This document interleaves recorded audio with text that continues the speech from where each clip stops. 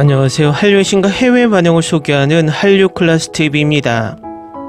오늘은 한국적 쿨함의 탄생, 한 국가가 대중문화를 통해 세계를 정복하다라는 제목의 LA에 기반을 둔 미국 언론의 기사를 살펴보겠습니다. 요즘 올라온 한류 기사 중 가장 전문적인 시각의 기사 같습니다. 기사가 엄청 깁니다. 바로 보시겠습니다. 2012년 여름 이전까지만 해도 한국 밖에서는 래퍼 겸 가수 본명 박재상, 싸이에 대해 들어본 사람이 거의 없습니다. 그는 영화 음악계에서 두각을 나타낸 비처럼 영화배우와 같은 외모도 선구적인 K-POP 그룹 소녀시대만큼의 팬층도 없었습니다. 그러나 싸이가 강남스타일을 발표하자 그의 바이럴 열풍이 불었고 2012년 유튜브 조회수 10억 뷰를 돌파한 최초의 영상으로 마무리되었습니다. 대중문화의 한류인 한류에 대한 관심은 수년 전부터 시작되었지만 싸이의 히트는 이 열풍의 세계적 확산을 극적으로 가속화했습니다. 이 현상을 한 한국 출신 미국 기자가 주목했습니다. 한국은 수년간 이런 일이 일어나기를 바랬습니다. 그녀는 제게 말합니다. 하지만 소녀시대나 다른 세련되고 젊은 매력적인 밴드가 해낼 거라고 생각했죠. 싸이는 K-POP 모델이 맞지 않지만 싸이가 없었다면 한국 문화가 이 정도로 폭발적으로 성장하지는 못했을 겁니다. 12세까지 미국에서 자란 한국계 미국인 홍은희 씨는 싸이가 풍자했던 서울의 부유한 강남구에서 10대 시절을 보냈습니다. 그녀의 이중 문화적 배경은 음악부터 메이크업, 드라마, 먹방까지 다양한 형태의 한류가 세계 문화를 재편할 준비가 되어 있다는 관점을 형성했습니다. 홍은희 씨는 2014년 저서 한국 쿨의 탄생, 한 국가가 대중문화를 통해 세계를 정복하는 방법의 초판에서 한류의 부상이 문화적 측면뿐만 아니라 정치적 측면도 강하다고 강조하며 1997년 아시아 금융위기에 절박한 한국 정부가 저인프라 경제 발전과 소프트파워 확장을 위해 대중문화에 도박을 걸게 된 과정을 기록했습니다. 홍 씨는 한류를 한국 브랜드를 강화하는 전달체계로 여겼지만 당시에는 한국의 전략적 목표를 달성하면 한류가 사라질 것이라고 생각했습니다. 이 책이 출간된 지 10년이 넘었고 한류는 더욱 지배적인 위치를 차지하게 되었으며 BTS는 세계 최고의 밴드가 되었고 오징어 게임은 스트리밍 열풍을 일으켰으며 기생충은 영어가 아닌 언어로 된 영화로는 최초로 아카데미 작품상을 수상하는 역사를 만들었습니다. 이러한 중요한 사건들 덕분에 홍 작가는 이 한류 확장판에 4개의 새로운 장을 썼습니다. 오늘날 그녀는 한국이 한때 프랑스나 미국과 같은 국가에만 국한되었던 영국 쿨 영역에 진입했다고 믿습니다. 우리는 최근 한류의 놀라운 상승세와 이 물결이 앞으로 어디로 휩쓸지에 대해 이야기했습니다. 홍은희 씨는 저도 한류가 5년 이상 지속될 거라고 생각하지 않았는데 제가 틀렸다는 사실에 정말 충격을 받았습니다. 한류의 장기적인 전망에 대해 회의적인 이유는 무엇일까요? 저는 트렌드가 오고 가는 것에 대해 매우 냉정한 태도를 가지고 있었습니다. 같은 강물에 2번 발을 담글 수 없다는 생각 말입니다. 한류가 중공업의 트로이 목마라고 생각했습니다. 목표는 휴대폰, 선박 그리고 건설입니다.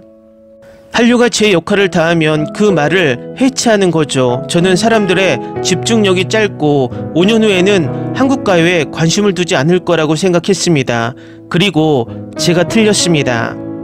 BTS가 분수령이 되었다는 것은 분명해 보였습니다. 입소문을 속일 수 없고 아이들이 듣는 음악을 속일 수 없기 때문입니다.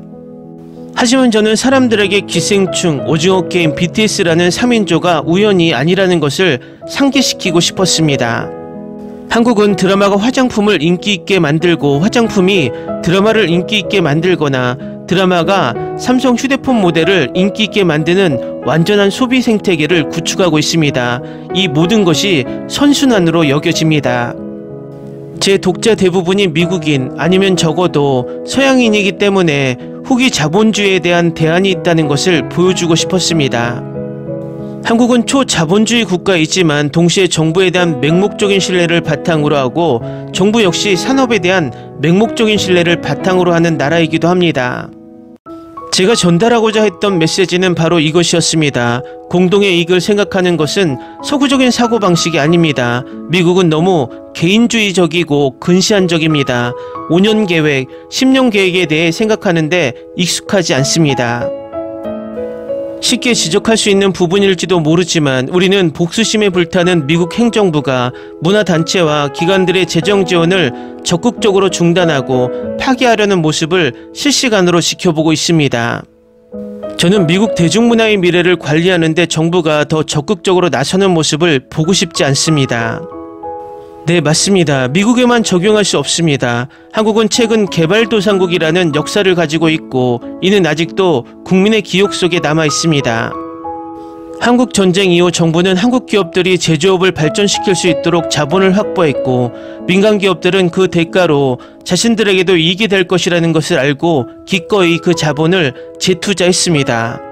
이러한 관계는 수십 년에 걸쳐 구축된 신뢰에 기반하며 공생적입니다. 정부의 집중적인 개입은 실질적인 법치주의가 확립되고 전반적으로 시민의식이 높은 국민이 있을 때만 효과가 있습니다.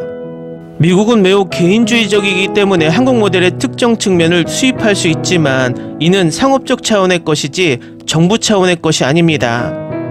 한류가 어느 정도 전환점을 지났다고 할까요? 주류 문화에 흡수되고 통합된 거죠. 잘 보면 한국식 요리를 파는 서양 음식점들이 많고 그게 이상하게 여겨지지 않습니다. 한국 마스크에 한국산이라고 적혀있든 아니든 사람들은 무조건 삽니다. 미국에서는 한국 문화에 대한 사람들의 인식이 아주 약간 바뀌었다고 생각합니다. 단순히 한국 문화를 좋아하는 사람뿐만 아니라 이제 한국어든 아니든 영어로 쓰이지 않는 영화를 보는 게 당연해졌습니다. 한류가 그런 변화에 영향을 미쳤다고 생각합니다. 미국과 전 세계 한국 대중문화 팬층은 놀라울 정도로 다문화적인 것 같습니다. 아시아인이나 아시아계 미국인이 창작하거나 공연하는 다른 대중문화에서는 이런 모습을 본 적이 없는데 영어가 아닌 언어로 된 대중문화에서는 더더욱 그렇습니다.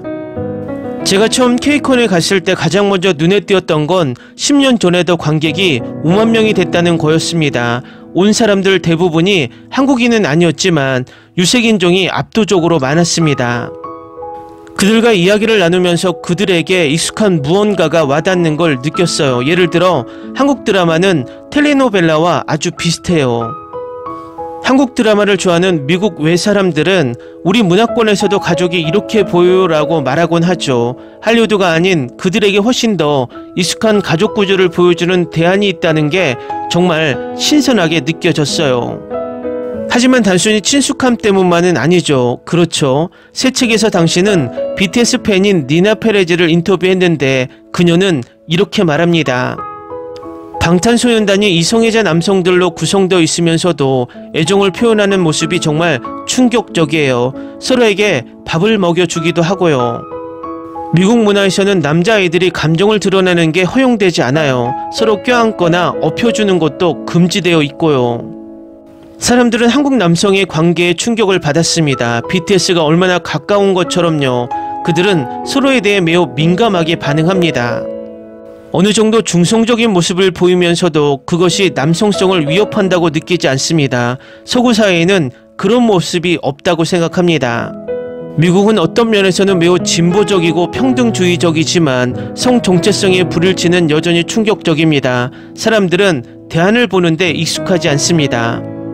한국은 미국을 왕좌에서 끌어내리는데 그다지 관심이 없다고 생각합니다. 한국은 전체 파이를 원하는 것이 아니라 더 큰 파이를 원했습니다. 한국의 초기 수출 전략은 미국이 무시하는 찌꺼기를 노리고 개발도상국을 공략하는 것이었습니다.